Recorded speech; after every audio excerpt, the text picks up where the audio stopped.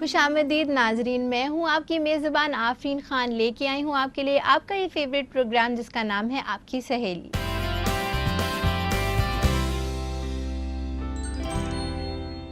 नाज़रीन, आज हम आपके लिए लेकर आए हैं स्टाइल बाज़ार, जिसमें हम आपको देंगे स्टाइलिश रहने के लिए बहुत सारी टिप्स और साथ ही साथ आपकी मुलाकात कराएंगे हमारे लाइफस्टाइल एक्सपर्ट से, जो आपको बताएंगे सिबलिंग राइवलरी के बारे में।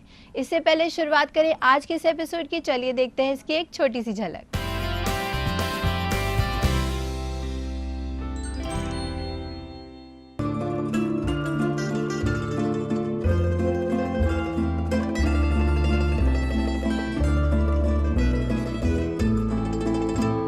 वाइट के भी बहुत से टोन्स होते हैं, जैसे आप ये देख रहे हैं प्योर वाइट है और ये ऑफ वाइट है। तो आपके कलर स्किन कैसा है उसके हिसाब से आप अपने वाइट के शेड्स यूज़ कर सकते हैं। अगर आप बहुत डार्क टोन के हैं और आपको लगता है कि आप वाइट कलर पहनने से आप डार्क लगते हैं, तो आप उसके प्योर वाइट पहनने के बजाय आप ऑफ वाइट्स पहन सकते हैं। सबसे बड़ा रोल तो वालिदैन का ही है। एक तो सबसे बड़ा पहले से ही उनको समझना होगा, अगर उनके यहाँ दूसरा जो अगर बच्चा आ रहा है और इत्तेफाक से दोनों लड़के हैं या दोनों लड़कियां हैं, तो उनको सबसे बड़ी तो उनके लिए टेस्टिंग है, उनका एक इम्तहान है कि कभी भी मुकाबला ना करें।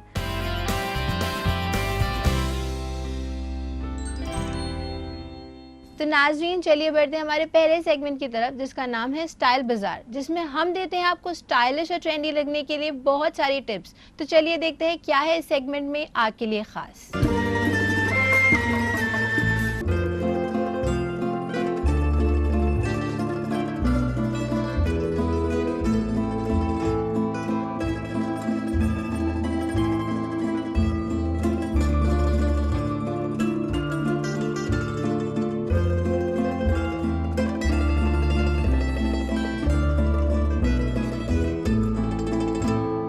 आज हम लोग बात करने जा रहे हैं न्यूट्रल कलर्स की या मोनोटोन्स की।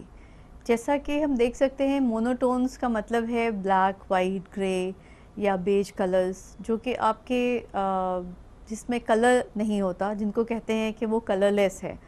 और इन कलर्स का क्या इम्पोर्टेंस है और क्या ख़ासियत है और वो किस लिए और कैसे आप पहने, उसके बारे में आज हम लोग बात करेंगे। सबसे पहले हम बताने चाह रहे हैं आपको वाइट कलर्स की इम्पोर्टेंस। जैसे वाइट कुर्ता है या वाइट जैकेट है, तो बहुत सारे ओकेजन्स ऐसे होते हैं जहाँ पे आपको बाहर जाना होता है, फॉर्मल जगह पे जाना होता है, लेकिन आप बहुत ज़्यादा ड्रेसी होके नहीं जा सकते। कुछ ऐसे ओकेजन्स होते हैं जो आपके ऑफिशियल होते हैं या सीरियस ओकेजन्स होते हैं, या आप कोई प्रेजेंटेशन करने जा रहे हैं। अगर समर्स हैं तो आप वाइट कुर्ता पहन सकते हैं, जैसा कि आप यहाँ देख रहे हैं चिकन का, उसके साथ वाइट दुपट्टा ले सकते हैं। आप चिकन के अलावा और भी बहुत तरह के वाइट कलर के कुर्ते पहन सकते हैं। अगर आप इंडियन कपड़े ही पहनते हैं तो आप शेरवानी कट्स पहन सकते हैं, जैसे कि ये ऑफ वाइट या बेज है। वाइट के भी बहुत से टोन्स होते हैं, जैसे आप ये देख रहे हैं प्योर वाइट है और ये ऑफ वाइट है।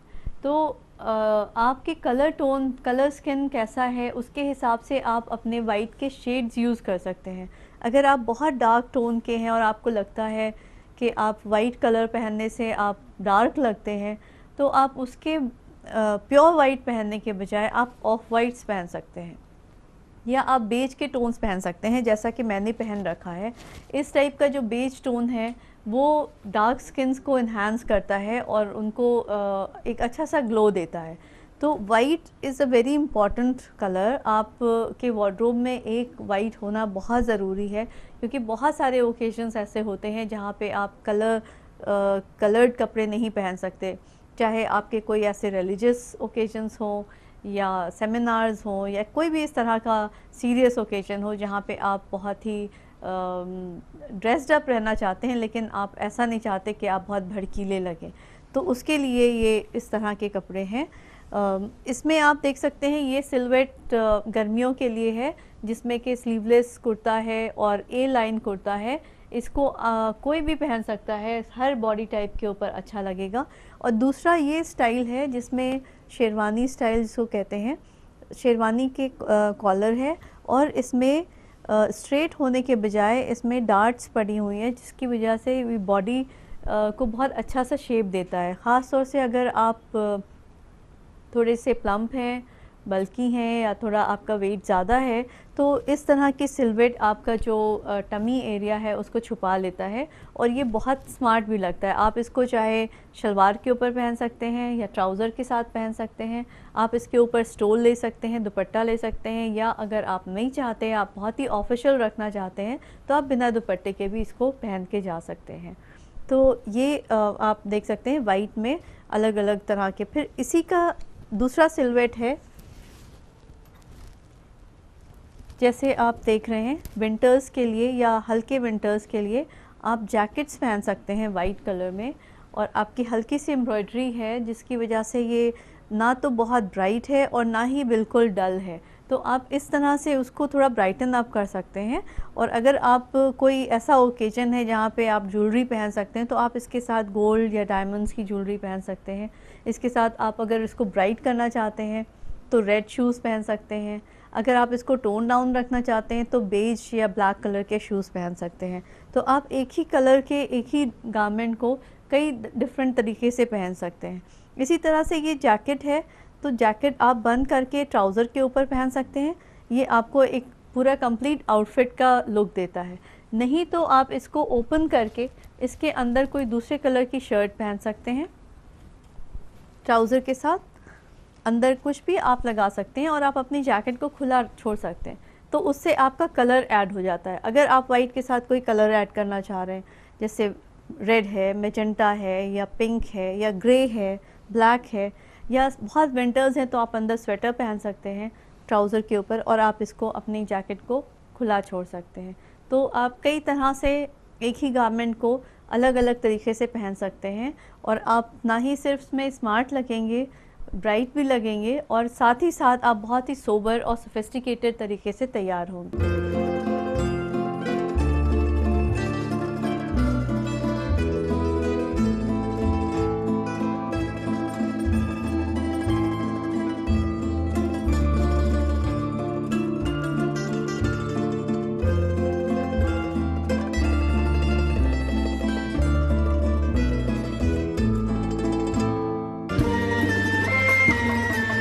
अपने नाज़रीन को याद दिला देना चाहूँगी, अगर उनके भी हैं कोई सवालात जिनके जवाब चाहते हैं वो हमारे लाइफस्टाइल एक्सपर्ट से देना चाहते हैं, हमें अपना फीडबैक, तो वो हमें मेल कर सकते हैं। हमारा ईमेल आईडी है aks@etv.co.in।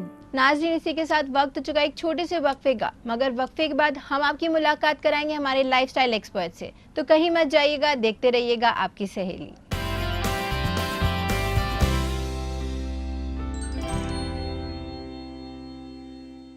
नाजरीन, वक्फे के बाद एक बार फिर से आपका खैर मकदम है इस प्रोग्राम में जिसका नाम है आपकी सहेली। नाजरीन, आज का हमारा मौजू है सिबलिंग राइवलरी। अक्सर माशरे में देखा गया है कि सिबलिंग राइवलरी बहुत ज़्यादा कॉमन होती जा रही है, तो इस बारे में बातचीत करेंगे कि इससे कैसे बचा जा सकता है। इस बारे में बातचीत करने के लिए हमारे साथ स्टूडियो में मौजूद है हमारी लाइफस्टाइल एक्सपर्ट जिनका नाम है तस्वीर ज़हरा नकवी जी। तो चलिए खुशामदीद करते हैं इनका हमारे इस प्रोग्राम में। मैम, आपका इस्तकबाल है हमारे इस प्रोग्राम में। मैम, जैसे कि आज हम बात करने वाले हैं सिबलिंग राइवलरी के बारे में, तो सबसे पहले आप हमें ये बताइए कि ये होता क्या है। आफरीन, क्योंकि बच्चों के स्कूल में रही, इतने दिन बच्चों के साथ रही, तो इसका काफ़ी देखा है मैंने, इसको करीब से जाना है कि ये दो बहन भाई, जो घर में दो भाई या दो बहनें ख़ास तौर से, उनमें एक मुकाबला हो जाता है एक दूसरे से। एक बजाय एक दूसरे के साथ खुश होने के, वो कहीं ना कहीं एक दूसरे के साथ मुकाबला करते रहते हैं। इसी को हम लोग बोल देते हैं, नाम इंग्लिश में दे दिया गया है सिबलिंग राइवलरी का। मैम, अब मैं आपसे ये जानना चाहूँगी, जो सिबलिंग राइवलरी होती है इसकी वजूहात क्या होती है, कहाँ से आती है ये प्रॉब्लम? वजह बहुत सारी वजह हैं, उसमें सबसे पहली तो एक यही वजह है कि हर बच्चा अपने आप में अलग है। कुदरत ने ऐसे बनाया है, इस तरह से सब होता है कि सबकी प्रोग्रामिंग बिल्कुल अलग अलग होकर आती है। सब अपने अपने आप में बिल्कुल जुदा हैं, एक दूसरे से अलग अलग टैलेंट्स लेकर आए हैं। अब जब अक्सर ये होता है कि घर में अगर अंडरस्टैंडिंग नहीं है, पढ़े लिखे माँ बाप नहीं है या वो नहीं समझ पा रहे हैं, तो वो वहीं से वही शुरुआत करते हैं इसकी, कि वो मुकाबला करना शुरू कर देते हैं कि अरे इसकी बड़े की देखो, इसकी तो राइटिंग इतनी अच्छी है, तुम देखो तुम्हारी राइटिंग कितनी ख़राब है, तुम कैसा लिखते हो देखा ही नहीं जाता है। वो वहीं से उसको लगने लगा, वो जितनी बार उसकी देखेगा राइटिंग, उसको लिखते हुए देखेगा, एक मुकाबले वाली फीलिंग उसके अंदर, छोटे वाले के अंदर एक आ गई। ऐसे ही बहनों में कह रहे हमारी बड़ी वाली का देखो रंग कितना साफ़ है, बिल्कुल अपनी दादी पर गया है और वो है, और ये पता नहीं छोटी वाली का क्या हुआ कि ये तो बिल्कुल ननिहाल के ऊपर चली गई, रंग ही इसका तो बिल्कुल वो हो गया। चलो खैर कोई बात नहीं, दब गया रंग, चलो वो अब कह तो दिया घर पर, किसी ने माँ ने कह दिया या किसी ने भी कह दिया घर पर, लेकिन वो चीज़ कहीं कभी भी वो बच्ची कभी भूल नहीं सकती जी। ये जुमला उसकी लाइफ की जिंदगी में ये उसको याद रहेगा कि मेरा रंग कम है। वो उसके साथ जुड़ गया और उसको जब भी तैयार होगी और मिरर के सामने जाएगी, उसको याद आएगा कि अरे मेरा रंग तो दीदी से कम है, या मेरा रंग तो आपा से कम है, मैं कुछ भी अच्छा आपा का। तो ये हम घर वाले ही शुरू करते हैं, माँ बाप से, और जो और करीबी लोग हैं, खाला फूफिया, यहीं से शुरुआत होती है। और कोई ना कोई एक ऐसी बात कहकर वो खुद भूल जाते हैं कि हमने क्या कहा था, लेकिन बच्चा याद रखता है उसको। बस ये यहीं से शुरुआत हो जाती है। यानी मुकाबला करना सबसे पहली वजह है, दो बच्चों के बीच मुकाबला करना जी।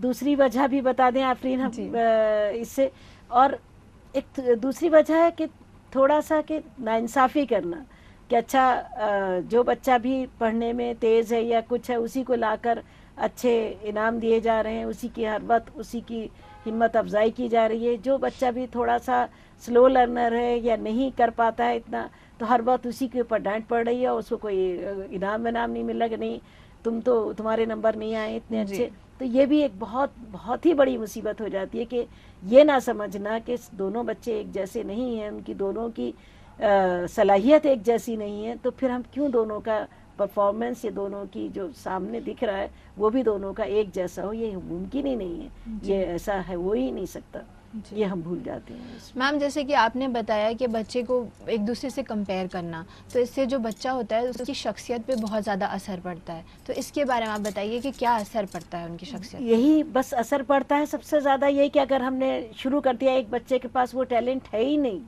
वो उसके पास वो ड्राइंग का टैलेंट मान लीजिए है ही नहीं, और हम हर वक्त दूसरे से मुकाबला कर रहे हैं, धीरे धीरे धीरे वो बच्चा कोई भी अच्छी चीज़ अगर वो कोई ड्राइंग करेगा भी तो वो दिखा नहीं रहा है, छुपा रहा है, उसको धीरे धीरे एहसास कमतरी का एहसास होता चला जाता है, यानी जिसको हम इंग्लिश में बोलते हैं इंफीरियरिटी कॉम्प्लेक्स। वो एक छोटे ज़रा से कुछ जुमलों से, माँ बाप के कुछ जुमले थे जो उसको इंफीरियरिटी कॉम्प्लेक्स, और वो अपने अंदर ऊपर चारों तरफ एक शेल बनाने लगता है, एक अंदर जाने लगता है, खोल बनाने लगता है कि मैं इस खोल से बाहर ही ना अपना एक बबल बना लेता है, जिसके अंदर बबल बनाने लगता है कि मैं इससे बाहर ना आऊं, मैं किसी तरह से बचा रहूं इन सबसे, कि ये मेरे ये देखें, क्योंकि उसको लगता है कि उसको शर्मिंदगी उठानी पड़ेगी। जैसे अब कोई रिश्तेदार आए कुछ है तो वो फिर उस कमरे में ही नहीं जाता, रिश्तेदारों के या कोई भी मिलने वाले आ रहे, कि अब ये बात होगी कि ये उसकी पेंटिंग दिखाई जाएगी, और मैं तो मेरी तो पेंटिंग इतनी मुझे तो आती नहीं है, तो मैं अब इससे अच्छा ये कि मैं जाऊँ ही नहीं। तो वो धीरे धीरे धीरे सबसे कटता जा रहा है। फिर एक कभी कभी इतनी इस हद तक बढ़ते हैं, उसी में वो बड़ा भी हो रहा है कि इस हद तक जाता है कि कई बार डिप्रेशन और दूसरी बहुत सारी मेंटल प्रॉब्लम्स हैं जो उस बच्चे को हो जाती हैं, जिसकी वजह से वो कभी कभी गलत इतनी सी बात के लिए कि जो उसको एहसास कमतरी हुई थी, उससे उसको बहुत सारी ऐसी मेंटल डिजीजेस की लिस्ट है जो उन बच्चों को वो बच्चे फेस करते हैं, अगर नहीं समझा जाएगा, अगर माँ बाप इतने अंडरस्टैंडिंग वाले नहीं होंगे। मैम वालिद वालिदैन का क्या रोल होता है, क्या अहम किरदार होता है अपने बच्चों को इस चीज़ से बचाने के लिए? आफरीन, बहुत बड़ा रोल, सबसे बड़ा रोल तो वालिद वालिदैन का ही है। एक तो सबसे बड़ा पहले से ही उनको समझना होगा, अगर उनके यहाँ दूसरा जो अगर बच्चा आ रहा है और इत्तेफाक से दोनों लड़के हैं या दोनों लड़कियां हैं, तो उनको सबसे बड़ी तो उनके लिए टेस्टिंग है, उनका एक इम्तहान है कि कभी भी मुकाबला ना करें। वो इन दोनों बच्चों के बीच समझें इस बात को कि दोनों के अंदर अलग अलग सलाहियतें लेकर दोनों आए। किसी के अंदर कोई टैलेंट है, किसी के अंदर कोई टैलेंट है, दोनों की अलग अलग तारीफ़ करनी है, उसके टैलेंट को भी उभारना है, इसके टैलेंट को भी उभारना है, और किसी टाइम पर भी दोनों को ये नहीं करना कि नहीं ये ज़्यादा है और ये कम है। जी। दूसरी बात एक बहुत बड़ी ये है कि उनको टीम वर्क सिखाना है। उनको कोशिश करनी है कि दोनों अलग ना रहें। हर खेल, ज़्यादातर खेलों में हर जगह उनको टीम, उनके साथ ही फ़ोटो खिंच रहे हैं, उनके साथ ही फ़ोटो दिखाए जा रहे हैं, उनके साथ साथ फ़ोटो लगे हुए हैं फ्रेम में, रिश्तेदारों से भी साथ साथ मिलवाया जा रहा है। टीम वर्क उनको शुरू से सिखाना है कि देखो तुम टीम वर्क करोगे कितना, मतलब एक सिखाया जा रहा है, उनको ये बताया जा रहा है। एक और आफरीन बहुत बड़ी बात जो सीखनी है सारे माँ बाप को, कि अगर इससे बचना है तो अगर इन दोनों ने एक दूसरे की किसी तरह से भी हेल्प की है, बस फ़ौरन ही उस वक्त उसकी तारीफ़ करनी है, उस वक्त उसको नोटिस में लाना है कि अरे तुमने कितना अच्छा किया, इस वक्त तुमने अपने भाई को ये हेल्प कर दी है, लो ये तुम्हारा इनाम है, तुमने इस वक्त अपने भाई को। अगर दो बच्चे हैं घर में, दोनों सेम सेक्स के या दोनों नहीं भी हैं सेम सेक्स के, तब भी ये बहुत ज़रूरी है कि उस चीज़, उस बिहेवियर की बहुत तारीफ़ करनी है जिसमें टीम वर्क झलकता हो, जिसमें एक दूसरे के साथ दूसरे की वो हेल्प कर रहे हैं, उसको इग्नोर करना ही नहीं है, उसको फॉर ग्रांटेड लेना ही नहीं है, फ़ौरन उसी वक्त उसकी तारीफ़ करनी है और बताते रहना है कि हमारा बेटा इतनी मोहब्बत करता है अपने भाई से कि कल उसने ऐसा किया, कल उसने उसका वेट किया। तो ये बहुत ज़रूरी होता है कि दोनों की तारीफ़ करते रहें ताकि दोनों का कॉन्फिडेंस लेवल बूस्ट अप हो, कोई ये ना लगे किसी को कि वो कमतर है। इसी के साथ मैं आपको यहाँ पर रोकना चाहूँगी और अपने नाज़रीन को याद दिला देना चाहूँगी, अगर उनके भी हैं कोई सवालात जिनके जवाब चाहते हैं वो हमारे लाइफस्टाइल एक्सपर्ट से देना चाहते हैं हमें अपना फीडबैक, तो वो हमें मेल कर सकते हैं। हमारा ईमेल आईडी है aks@etv.co.in। नाज़रीन, इसी के साथ वक्त हो चुका है एक छोटे से वक्फे का, मगर वक्फे के बाद सिबलिंग राइवलरी के बारे में हमारी बातचीत यूँ ही जारी रहेगी। तब तक के लिए कहीं मत जाइएगा, देखते रहिएगा आपकी सहेली।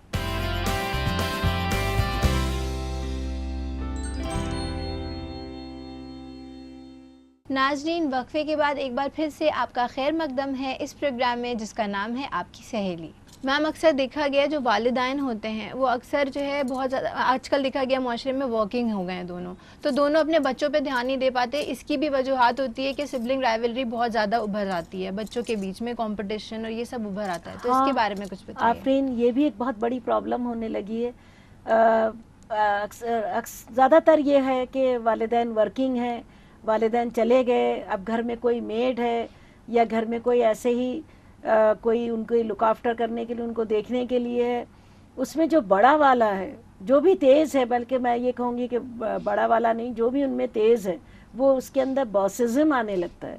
यानी ये एक तरह से कि अच्छा जो काम जो हम कह रहे हैं वो तुम्हें करना है, अच्छा बस ये करो। ये एक बेचारा या ज़्यादातर वो छोटा ही होता है कि वो फिर जो कुछ वो बड़ा कह रहा है उसकी बात को कि अच्छा अगर तुमने ऐसा नहीं किया तो हम कह देंगे, मम्मी पापा से ये कह देंगे कि तुमने फला चीज़ तोड़ी थी या तुमने ये किया था। वो बच्चा डर डर कर एक का एक्सप्लॉयटेशन शुरू हो जाता है, एक डोमिनेट करना शुरू कर देता है, एक डोमिनेट करने लगता है, एक का एक्सप्लॉयटेशन शुरू हो जाता है। और ये आदत, ये चीज़ जो डोमिनेट कर रहा है या जो बार बार कह रहा है अपनी बात पूरी करने के लिए, ये चीज़ उसकी धीरे धीरे पर्सनालिटी का हिस्सा बनने लगती है, उसकी आदत पड़ने लगती है फिर। और माँ बाप को पता भी नहीं कि वो कितनी उसके अंदर ये बॉसिज्म की, ये गुस्सा करने की, या अपनी बात मनवाने की, ये कितनी, या हुक्म देने की आदत कितनी पड़ती जा रही है।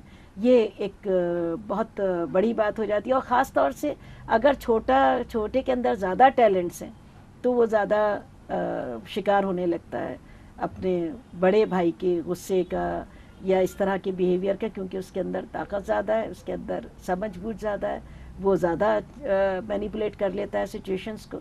तो वो अगर ख़ास तौर से अगर वो कहीं पीछे है, कहीं अगर बड़ा भाई पीछे रह गया, नंबर कम आ रहे हैं, या वो अच्छी ड्राइंग नहीं बनाता या उसकी राइटिंग अच्छी नहीं है, तो छोटे भाई ज़्यादातर बहुत देखा गया है कि वो शिकार होने लगते हैं उनके एक तरह से उनकी ताकत का, उनके गुस्से का, उनकी बॉसेस उनका। जी मैम, अक्सर ये देखा गया है जैसे कि अगर वो डोमिनेट करने लगता है कोई बड़ा भाई छोटे भाई को या छोटा भाई बड़े भाई को, तो इससे उनकी पर्सनालिटी डेवलपमेंट में बहुत ज़्यादा फ़र्क पड़ता है, बहुत बैड इफेक्ट पड़ता है। तो इसके बारे में आप कुछ बताइए। बहुत ज़्यादा दोनों ही की पर्सनालिटी पर असर पड़ रहा है इस तरह से।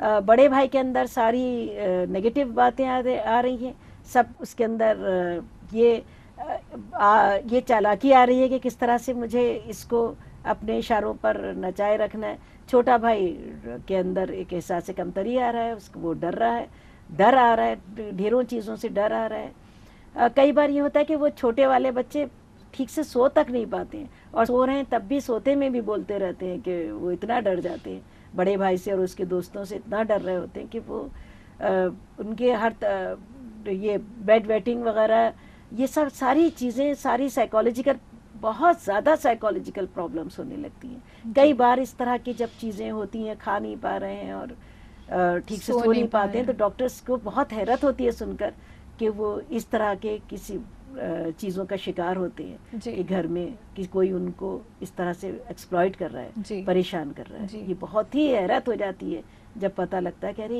ये वजह थी, और हमें कुछ पता ही नहीं था। वालिदैन उस वक्त हैरान रह जाते हैं कि हम समझ ही नहीं रहे थे। जी, आप बिल्कुल सही फरमा रही हैं। मैम, आपसे मैं ये जानना चाहूँगी, जैसे आपने बताया कि बहनों और भाइयों में ये परेशानियाँ देखी जाती हैं, तो इसके बारे में बताइए, क्या उन्हीं के बीच में सिर्फ ये दिक्कत होती है या किसी और के बीच में? आफरीन, इतने दिन के तजर्बे के बाद तो हमने यही देखा है कि ज़्यादातर 90% अगर 2 भाई हैं या 2 बहनें हैं तभी ये प्रॉब्लम बहुत ज़्यादा होती है। पहले के दौर में बड़ी बड़ी फैमिलीज़ होती थी, 7-7 8-8 बच्चे होते थे, बहुत कम थी, ये वाली प्रॉब्लम नहीं देखी जाती थी क्योंकि एक ग्रुप में बच्चे पलते थे।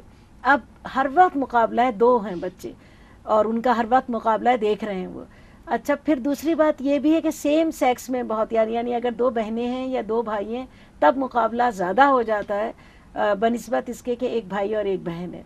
एक भाई एक बहन में थोड़ा सा कम हो जाता है क्योंकि उनकी जो फील्ड्स हैं वो थोड़ी अलग हैं। भाई की कुछ और बातों की तारीफ़ हो जाती है, उसमें वो बहन की फील्ड नहीं है। बहन की कुछ और बातों की, इतना ज़्यादा मुकाबला दोनों में नहीं होता है क्योंकि दोनों के टैलेंट्स अलग अलग हैं, दोनों के अपनी चीज़ें, दोनों की दुनिया थोड़ी सी अलग होती जाती है और उनका टैकल करना भी दोनों का अलग हो जाता है। लेकिन सेम सेक्स में और जब 2 हैं तब ये प्रॉब्लम हमने देखा है कि बहुत ज़्यादा बड़ी फैमिलीज़ इसमें नहीं होता था। आज के इस दौर में जहाँ 2 बच्चे हैं ये प्रॉब्लम बहुत होने लगी। मैम, हर एक बच्चा अपने आप में ख़ास होता है। आप हमारे प्रोग्राम में आई और आपने हमारी नाज़रीन को इतनी सारी जानकारियाँ दी, इसके लिए आपका बहुत बहुत शुक्रिया। नाज़रीन, इसी के साथ मैं आपको याद दिला दूं, अगर आपके भी हैं लाइफस्टाइल से जुड़े हुए कोई सवाल जिनके जवाब चाहते हैं आप हमारे लाइफस्टाइल एक्सपर्ट से, या देना चाहते हैं हमें अपना फीडबैक, तो आप हमें मेल कर सकते हैं। हमारा ईमेल आईडी है aks@etv.co.in। नाज़रीन, इसी के साथ वक्त हो चुका है हम अपने प्रोग्राम को यही ख़त्म करें, लेकिन होगी आपसे फिर मुलाकात। तब तक के लिए रखिए अपना ख्याल और हमें दीजिए इजाज़त। अल्लाह हाफ़िज़।